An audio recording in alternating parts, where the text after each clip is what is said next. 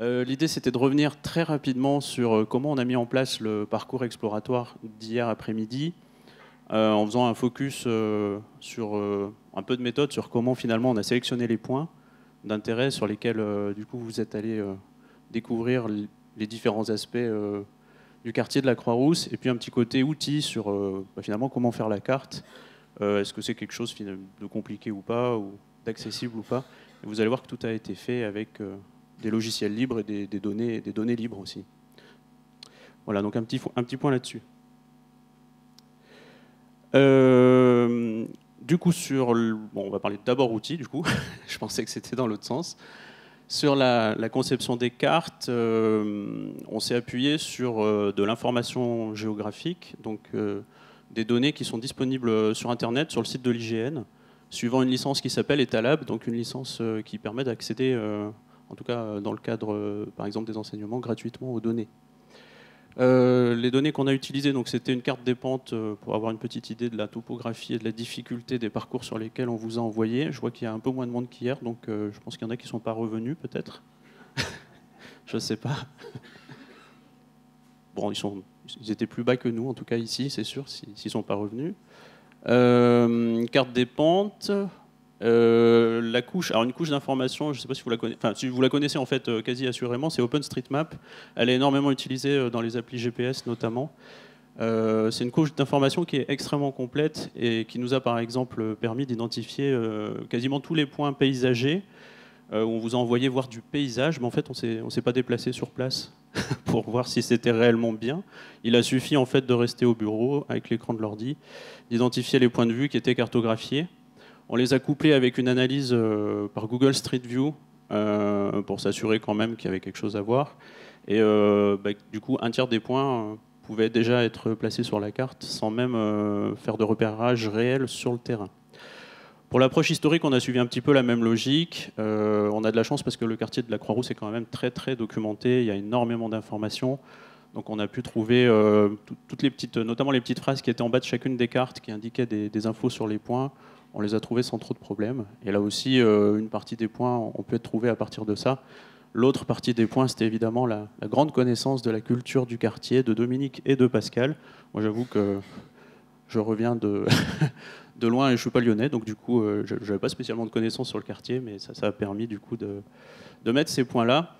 Il y avait des points, je vais passer la diapo suivante, qui étaient en couleur orange. Et ceci montrait une approche anthropologique et sociologique.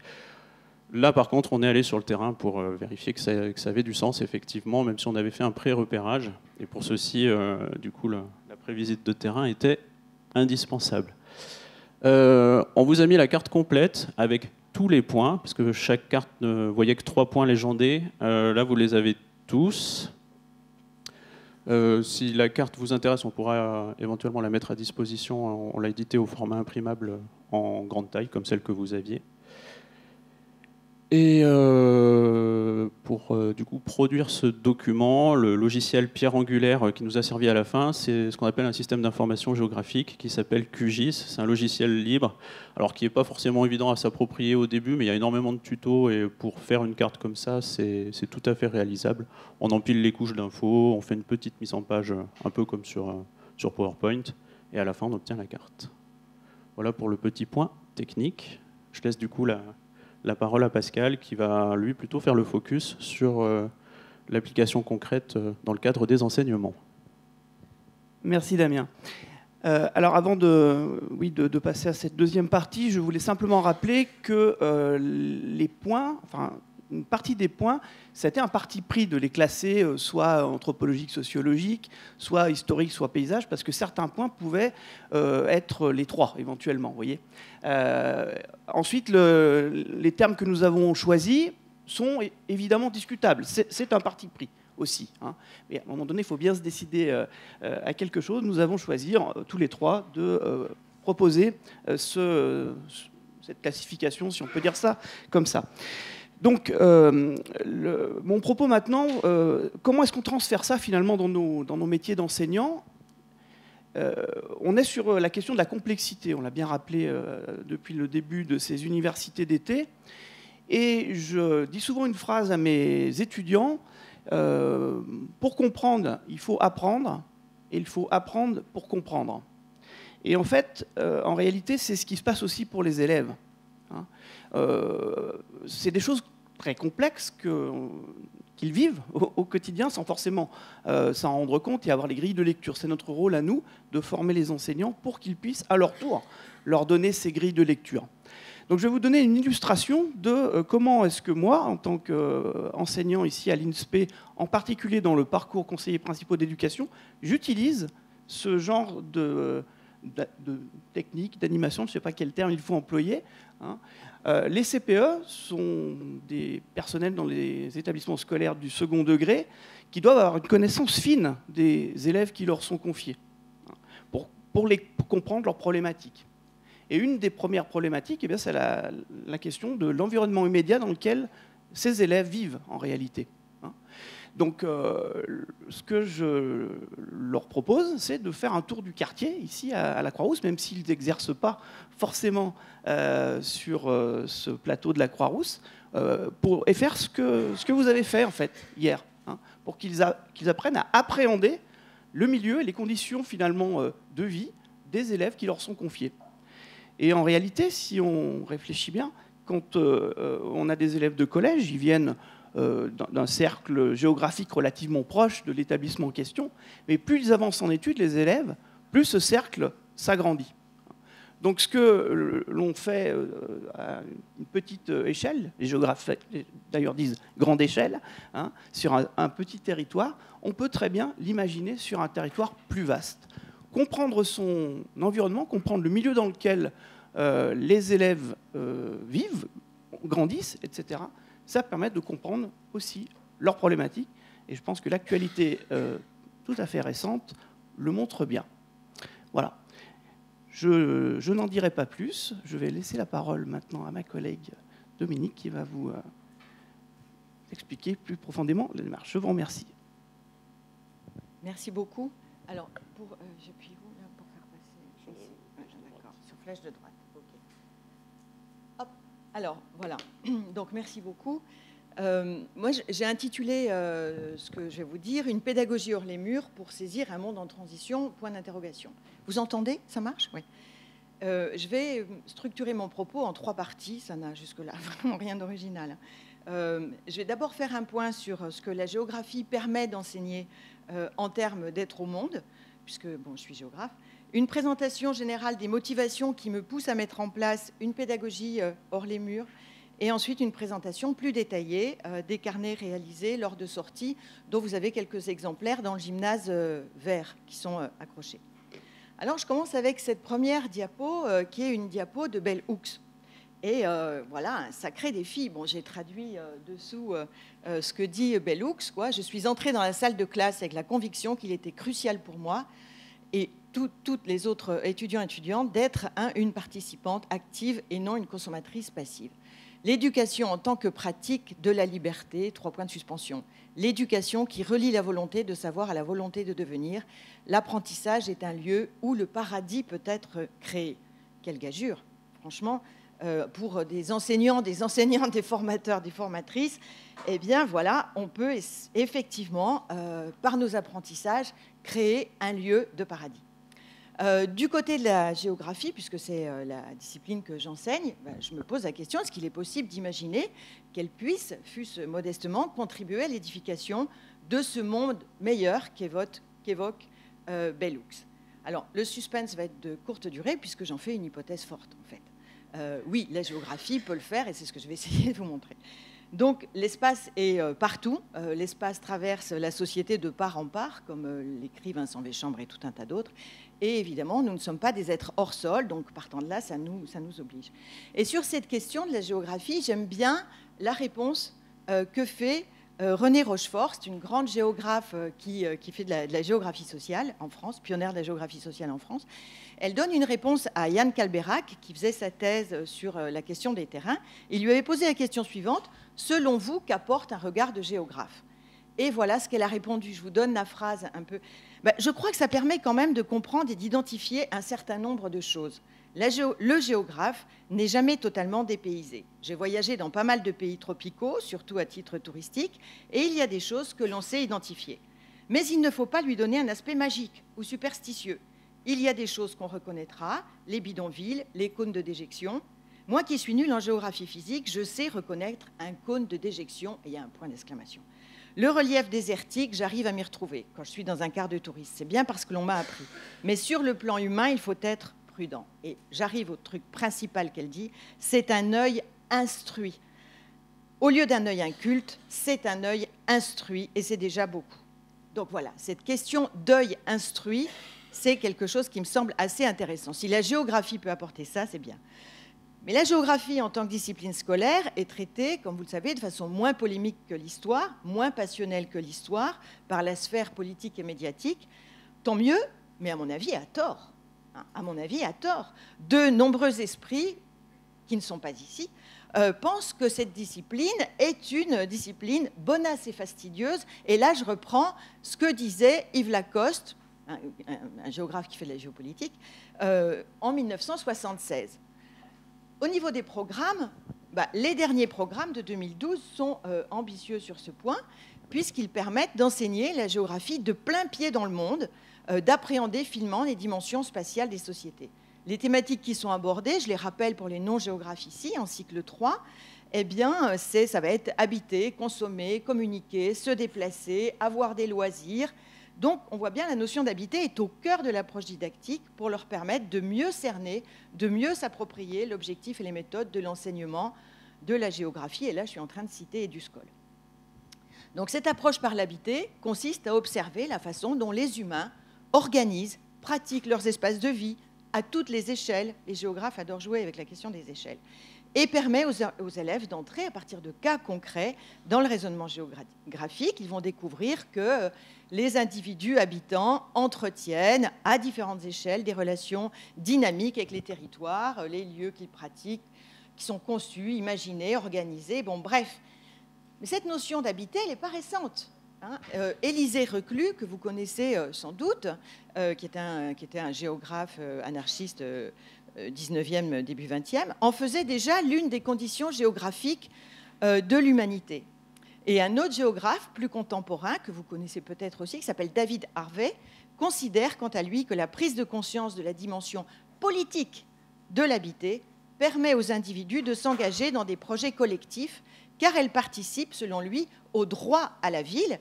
Et en parlant de droit à la ville, il reprend la célèbre formule du titre du livre d'Henri Lefebvre, Le droit à la ville, qui est un livre qui est paru en 1968.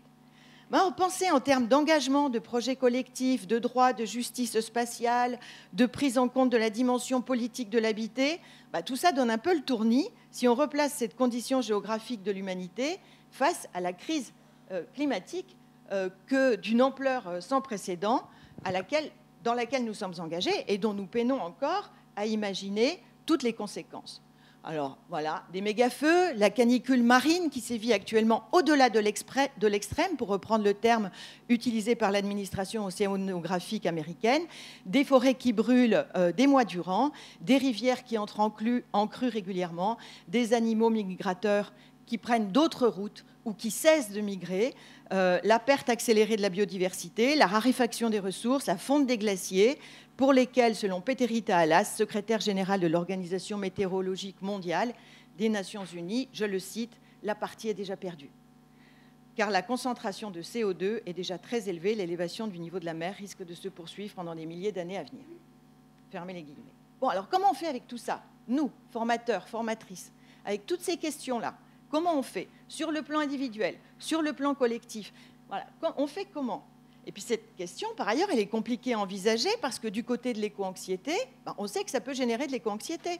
Il y a The Lancet qui a publié une étude en septembre 2021 qui est super intéressante de ce point de vue-là. Elle a été menée par des chercheurs d'universités britanniques, américaines, finlandaises, à partir d'un sondage réalisé entre mai et juin 2021 auprès de 10 000 jeunes âgés de 16 à 25 ans dans 10 pays du Nord comme du Sud. Et elle révèle notamment que 74% des jeunes français, parmi ceux qui étaient interrogés, jugent l'avenir effrayant. Et 77% d'entre eux, d'entre elles, considèrent qu'on a échoué à prendre soin de la planète. Et ce constat suscite un sentiment d'impuissance et de colère. Alors la colère, je trouve qu'en ce moment, on est bien servi. On la voit, la colère, depuis quelques mois. Alors comment faire? Comment faire? D'un côté, ça urge. De l'autre côté, il ne faut pas non plus être trop éco-anxieux. Enfin, ça ne fait pas avancer, la peur ne fait pas avancer. Donc cette condition géographique de l'habiter, elle est quand même très urgente et très délicate, parce qu'en même temps, le GIEC nous dit que le futur dépend de nos choix actuels. C'est maintenant. Que les plus pauvres et les plus démunis souffrent déjà davantage et qu'ils souffriront encore davantage, et cela à toutes les échelles. Bon, comme on peut le voir sur la carte, c'est rouge. Hein. C'est quand même assez rouge partout. Alors c'est normal que ce soit rouge parce que ça réchauffe. Donc c'est normal que ce soit rouge. Mais sur le plan symbolique, puisque tout est symbole, eh bien, le rouge, c'est aussi une couleur qui stimule la passion et le courage, qui favorise la persévérance et l'endurance. Et donc, c'est de ce côté-là du rouge que j'aimerais aller à partir de maintenant. Alors, plusieurs questions, qui sont des questions socialement vives, pour reprendre la terminologie d'Alain Legardès, se posent. Sur le plan de la formation, j'en vois deux, qui me paraissent essentielles. Comment l'enseignement de ces questions percole avec le politique? Comment remettre du politique dans la question écologique alors que les programmes tendent souvent à dépolitiser la question écologique? Et donc, comment l'école peut-elle aider les élèves à appréhender des questions en lien avec l'habitabilité de la Terre, y compris dans ses aspects politiques, sociaux et culturels? Bon, ça, c'était une question. La deuxième question, c'est comment déconstruire les élèves? Et j'utilise à dessein le terme de déconstruire. En ce moment, avec des collègues, on est en train de mener une recherche à partir des atlas, qui sont les atlas de l'Anthropocène. Ils sont nombreux. On a été tout à fait stupéfaits. Il y a énormément d'atlas sur la question de l'Anthropocène. Mais tous poursuivent trois finalités. Traiter l'infinité des liens et recouper les informations, favoriser l'interdisciplinarité, représenter la Terre en mouvement et déconstruire le lecteur ou la lectrice. Et cet enjeu de la déconstruction, ça me paraît énorme, parce qu'il faut le comparer avec la question du genre. C'est-à-dire qu'une fois qu'on a mesuré à quel point les questions d'inégalité, d'asymétrie entre les hommes et les femmes ne sont pas des questions qui sont innées, mais qui sont des questions liées à des constructions sociales et politiques, on ne peut plus ne pas les voir. On est déconstruit. On ne peut plus ne pas les voir. Et on ne peut plus les observer de la même manière. En fait, je pense que ce qu'il faudrait qu'on arrive à faire en formation, c'est effectivement déconstruire les élèves. Alors, je sais qu'en ce moment, la question de la déconstruction avec Sandrine Rousseau, c'est très polémique, hein, mais il faudrait déconstruire les élèves. On ne peut plus ne pas voir pourquoi ça réchauffe tant. Ça ne tombe pas du ciel que ça réchauffe comme ça. On devrait pouvoir créer ça. Pourquoi ça réchauffe tant? Voilà. Et il me semble que dans la même veine, on a cette université d'été qui pose une question qui est ambitieuse. Comment, je reprends les titres, sous-titres d'université d'été, comment imaginer, vivre et agir collectivement dans un monde en transition? Voilà, c'est super ambitieux quand même comme question. Alors je vais présenter ici, c'est ma deuxième partie, un protocole d'apprentissage de la géographie que je mets en place avec des étudiants qui préparent le CAPES d'Histoire Géo et qui préparent le CRPE, c'est la balade exploratoire avec des carnets de terrain à remplir. Alors, j'aimerais... Bon, oui, non, ça je passe parce que je... Donc, on va retrouver... L'idée, c'est d'aller sur le terrain et d'avoir une démarche et un regard de géographe. On va retrouver là la question du fameux œil instruit dont parlait René Rochefort. On va aller sur le terrain et on va développer, aiguiser un œil instruit. Alors, j'ai évoqué tout à l'heure la question du droit à la ville en parlant de David Harvey qui lui-même parlait de Henri Lefebvre. Je vais détailler ici un projet qui a été mené en 2018-2019 autour de la question du droit à la ville. Ça correspondait avec le 50e anniversaire de la publication du livre éponyme. Alors cette année-là, je chante pas. Cette année-là, en fait, j'avais réussi à faire travailler sur cette problématique du droit à la ville des étudiants de M1, des étudiants, des étudiantes de M1, des étudiants, des étudiantes de M2, une professeure stagiaire et ses élèves de CM1 et une collègue PEMF et ses élèves de CE1. Tout le monde avait travaillé sur le même thème. Tout le monde avait réalisé des petits carnets. Tout le monde était parti à la découverte de l'espace proche. Et ça a été mais vraiment une expérience extraordinaire, tellement extraordinaire que j'aimerais y revenir. Alors, ça a été possible parce qu'il y a eu le soutien de Madame Thérèse Rabatel, qui était alors déléguée à la métropole à l'égalité femmes-hommes et au handicap. Et avec son soutien, j'avais réussi à organiser une sorte de mini-colloque dans le magnifique salon Justin Godard de la... Ah, je suis allée un peu trop loin là. Attendez, il y a un problème avec mes diapos. Ah. Voilà, alors non, oui, c'est ça. On a réussi. Et là, vous avez sur cette partie-là ce que les élèves de CE1, de CM1 faisaient. Et puis là, c'est des choses que les M1, les M2 faisaient en formation. Mais tous ces carnets, ils sont exposés sur la table dans le gymnase rouge. Donc, je ne vais pas m'y attarder parce que je n'ai pas beaucoup de temps.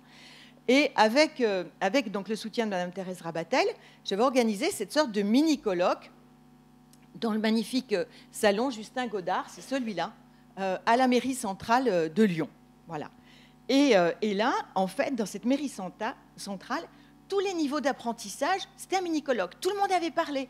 Vous les voyez, les petits... là, c'est des petits CE1 et CM1 qui ont leurs notes, qui prennent la parole, qui parlent devant les parents. Il y avait des inspecteurs, des inspectrices. Il y avait des étudiants, des étudiantes de l'INSPE qui étaient allés. Le salon était plein. Et puis, il y avait les petits CE1, CM1 qui disaient ben, « voilà ce qu'on a appris, etc. etc. » Ensuite, il y avait les étudiants.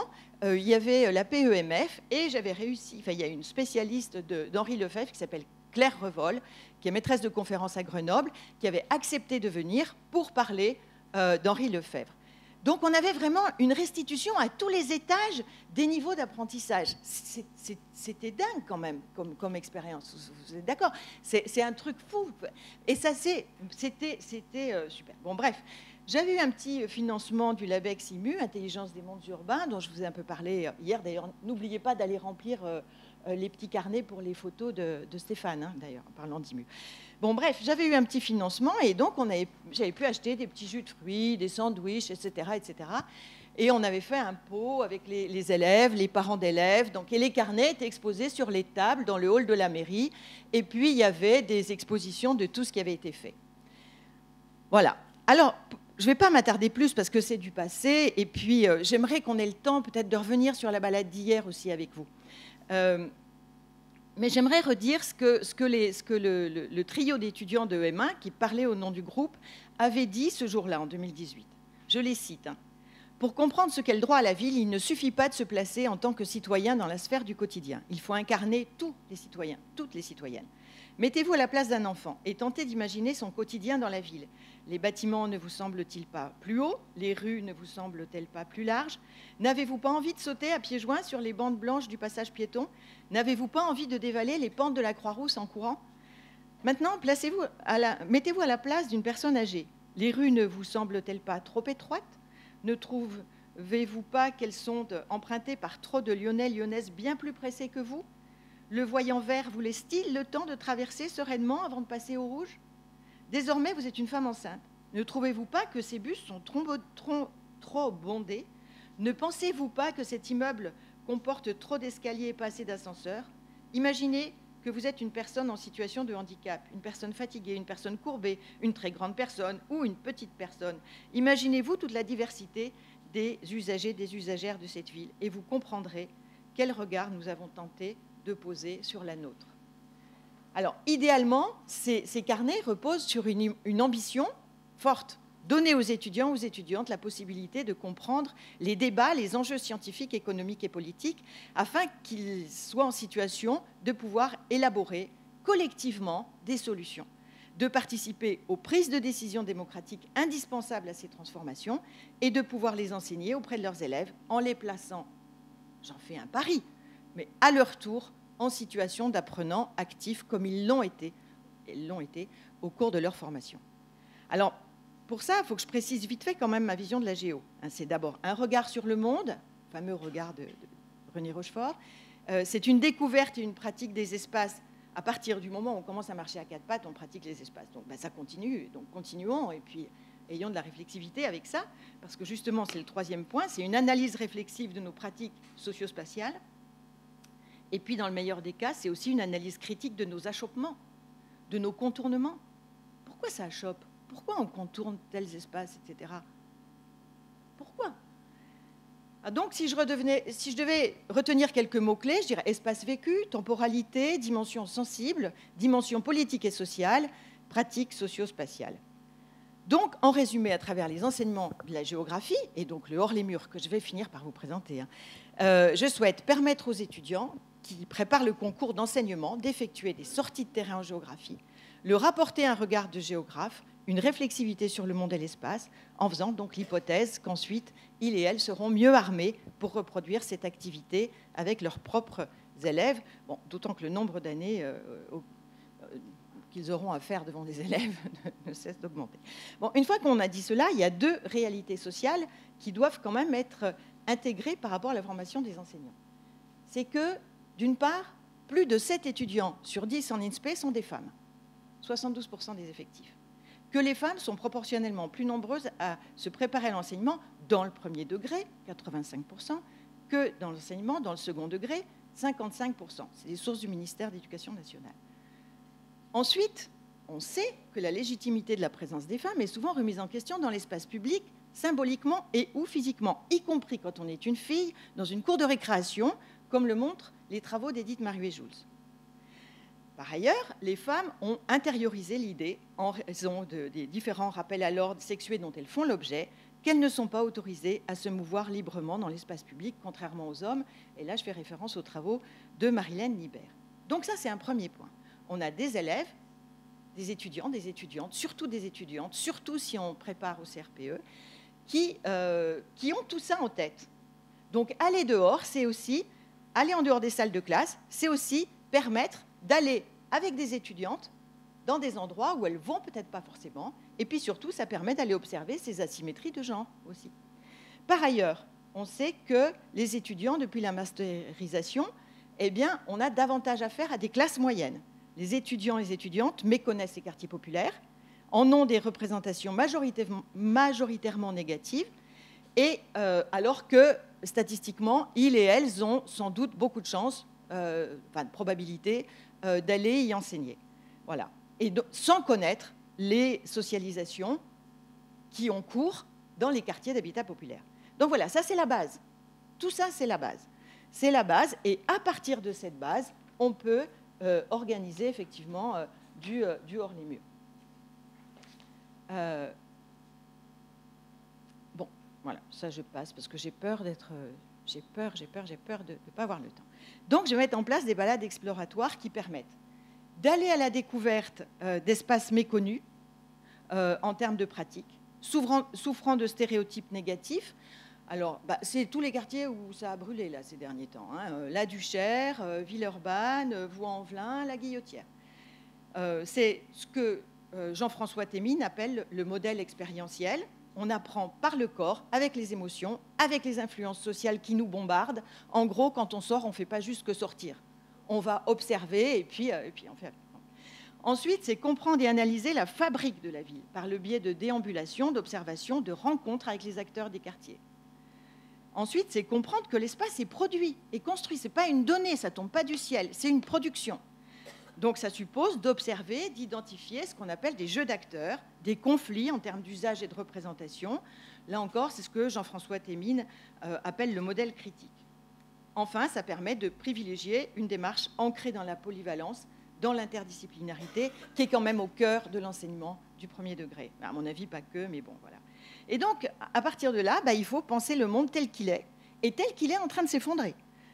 Et ça nécessite de conjuguer, à mon avis, tous les langages scientifiques, les langages artistiques et la dimension émotionnelle et sensible de cette prise en compte. Donc on arrive enfin, vous allez dire, à la troisième partie du propos qui repose sur des carnets réalisés au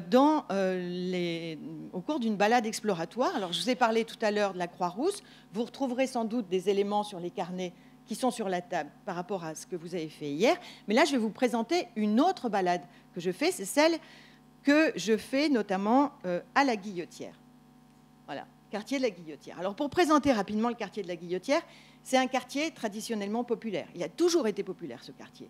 Il est fait de vagues de migration successives, situé de l'autre côté du pont, à vol d'oiseau, vraiment de l'autre côté de la place Bellecour, qui est une jolie place du bon côté du pont, quoi. Et donc, ce quartier de la Guillotière connaît une dynamique de gentrification depuis une vingtaine d'années. Avec 2 collègues du labo, on travaille depuis plusieurs années, on fait pas mal d'enquêtes sur ce quartier et de la Guillotière, et on s'aperçoit qu'on a effectivement une gentrification, mais que la gentrification, elle s'effectue dans les étages, ce qui contribue à changer le peuplement du quartier de la Guillotière. Dans les étages, ça devient des CSP+. Mais dans la continuité de son histoire multiculturelle, la rue, les rez-de-chaussée restent des espaces de déambulation et des espaces de déambulation multiculturels, souvent modestes. Donc on a des commerces, c'est très commerçant, très commercial, la Guillotière, qui sont situés au rez-de-chaussée et qui se trouvent précisément à la jonction de ces 2 processus, une gentrification par les étages, une déambulation populaire. Et les commerces sont à ce point de jonction. Et donc là, je me dis, bah voilà, on y va, c'est pas trop loin, on n'a pas de bus à prendre, on peut y aller à pied. En plus, c'est intéressant de regarder comment, pour aller de l'INSPE à la Guillotière, le bâti nous dit beaucoup de choses du social. Et à chaque fois, je leur demande leur représentation du quartier.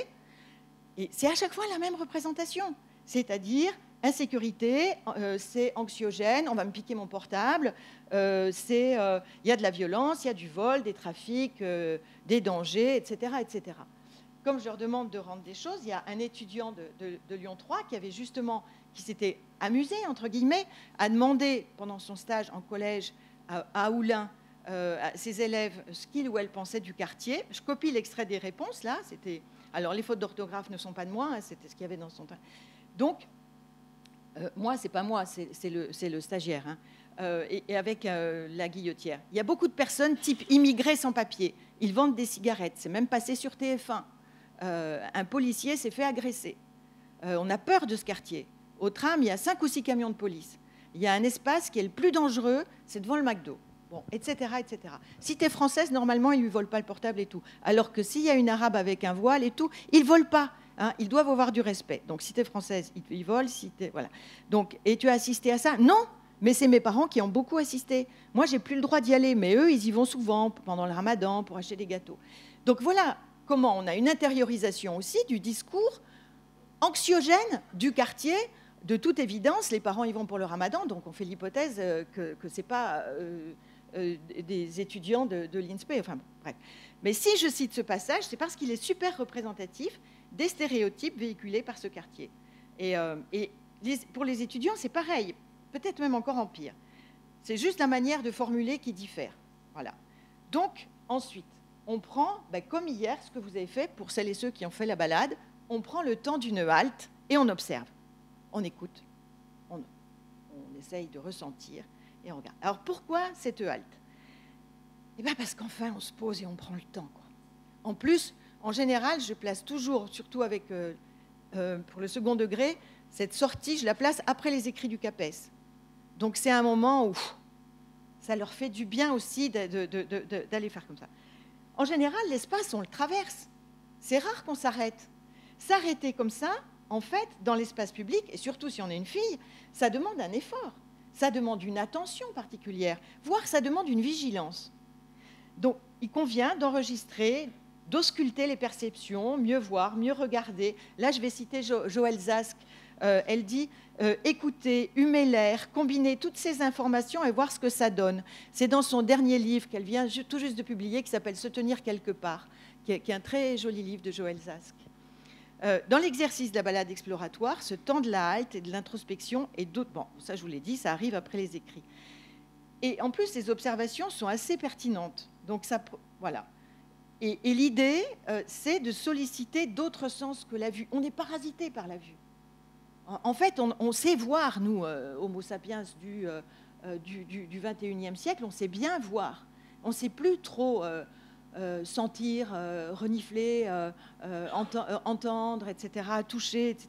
Et par exemple, dans le bouquin de Baptiste Morisot, là, il dit, je suis en train de le lire, je n'ai pas fini, mais il dit par exemple qu'en ville, il y a 10 chants d'oiseaux différents. En ville, dans l'espace urbain, il y a 10 chants d'oiseaux différents. On ne les entend pas.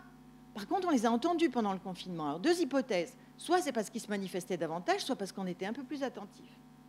Mais il y a 10 chants d'oiseaux différents en ville. Voilà. Donc ça, c'est le premier temps. Prendre le temps d'écouter, prendre le temps de se poser et prendre le temps tout court. Ensuite, ça c'est un aspect qui n'était pas dans la balade que vous avez faite hier. Mais j'aime bien le faire. Je leur demande de partir à la rencontre d'habitants, d'habitantes et de commerçants, commerçantes du quartier. Je leur précise mon objectif. Je leur dis, si je vous demande ça, c'est pour vous familiariser avec la méthode d'entretien. Et en général, c'est une expérience très, très marquante. Je les laisse à 14h30, en général, place Gabriel Péry. Je les ai récupérés. À 14h, on arrive, on se donne, soit on part d'ici, mais c'est à 13h, soit sinon, on se donne rendez-vous à 14h. Je leur explique, je ne sais pas quoi, au début du pont, côté place Bellecour.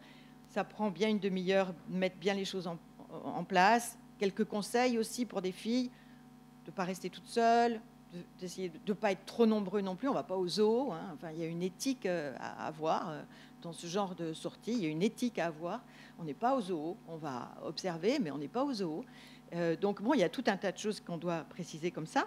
Donc, je les laisse place Gabriel Péry, qui est la place où il y a le métro, etc. Et ensuite, je les attends sur une place un peu plus importante pour les Lyonnais. C'est la place Bahadourian, à 16h30 pour débriefer. À chaque fois, ils reviennent, mais complètement excités, parce qu'ils ont plein d'anecdotes à raconter.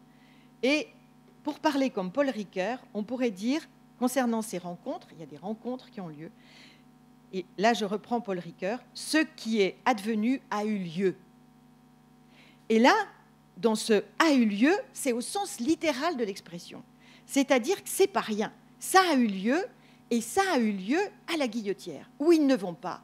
Ou alors, ils y vont avec des représentations hyper négatives, juste pour aller dans les bars branchés, parce qu'il y a quelques bars branchés à la Guillotière.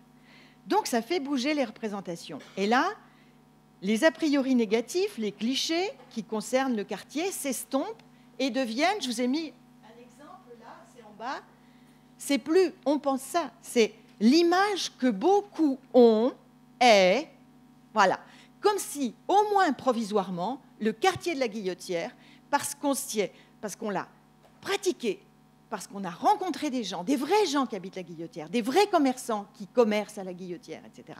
Parce qu'on y est allé, qu'on a passé ce cap, eh bien, provisoirement, le quartier est apprivoisé.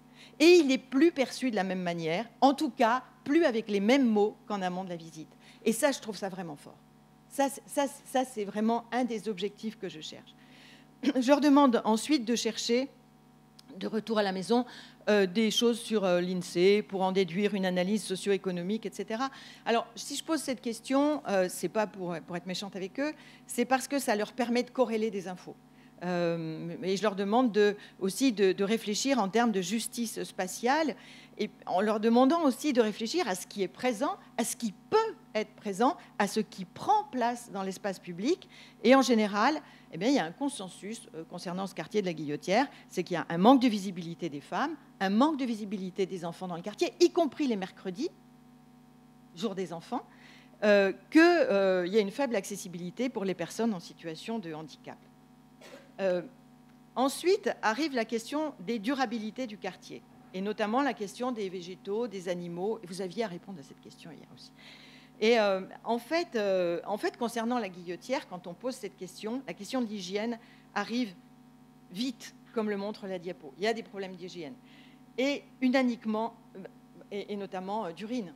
Alors, ils ont, je ne sais plus si... oui, je le dis pas là. Si, c'est dans le. Ils ont installé ça, c'est très symptomatique. Ils ont installé un urinoir dans une rue dont le surnom était la rue de la Pisse. Tellement ça sentait mauvais. C'est les escaliers de la rue de la Pisse. Ça sent super mauvais. C'est pas très loin du métro. Ils ont installé un urinoir. Enfin, si on est une femme, ça nous fait une belle jambe d'avoir un urinoir à proximité, quand même, franchement. Si on est un enfant, ça fait une belle jambe d'avoir un urinoir.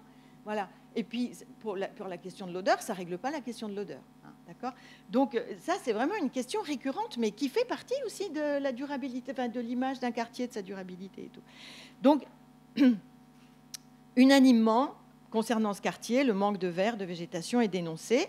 Et par contre, les étudiants remarquent qu'il y a des initiatives personnelles qui apparaissent, mais plutôt dans les espaces gentrifiés. des initiatives personnelles dans l'espace gentrifié. Donc, en fait, et de retour en cours, on parle d'îlots de chaleur, de fraîcheur, etc. Bon, bref. Et puis, je leur demande aussi d'observer la présence d'animaux au sens large, pas que les animaux domestiques.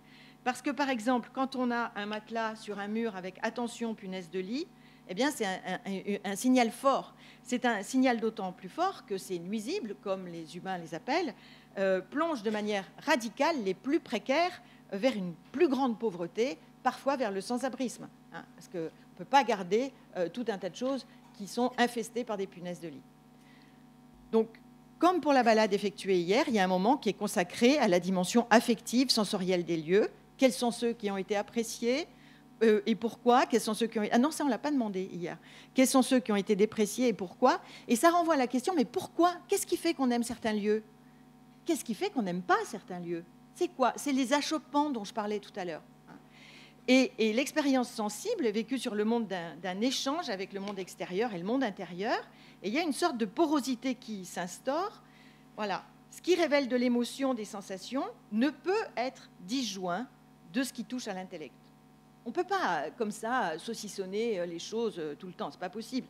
La dimension cognitive de l'expérience sensible a longtemps été sous-estimée, alors que cette dernière travaille en profondeur la compréhension que chacun du monde, la compréhension du monde de chacun, chacune.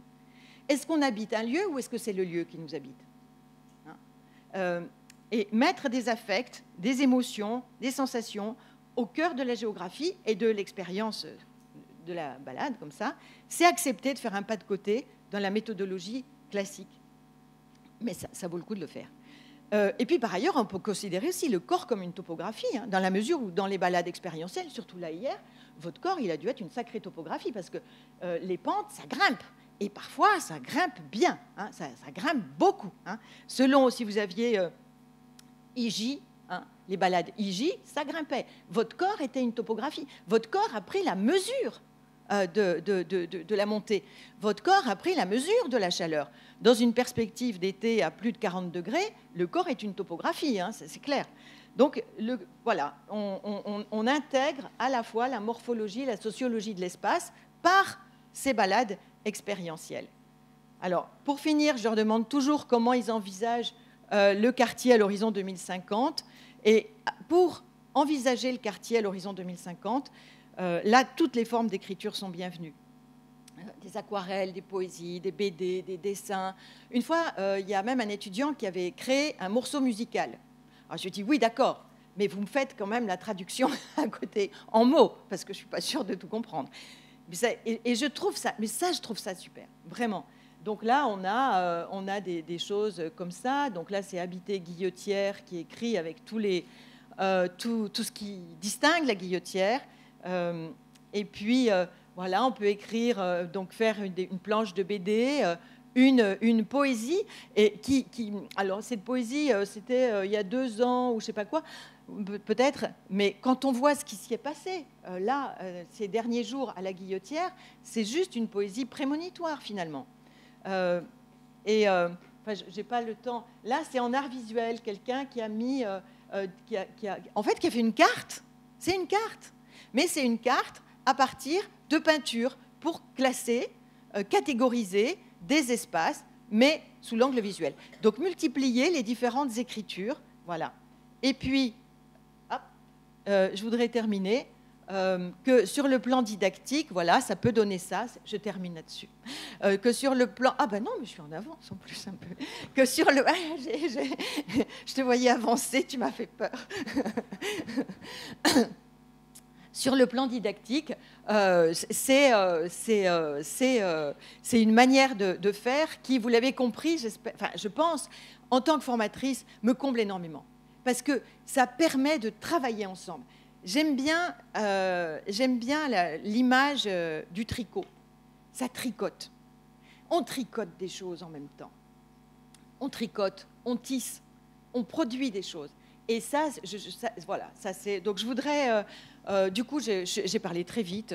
Je suppose que c'était tout à fait incompréhensible. Mais finalement, je termine avec ça parce que je pense que ce qui est aussi intéressant, ce serait de voir... Alors, maintenant que je vous ai dit pourquoi je fais ces balades-là comme ça, avec tous les présupposés de départ, hein, tous les postulats de départ qui sont nos étudiants et nos étudiantes, etc., etc. Avec tous ces postulats-là, est-ce que ça vous évoque des choses?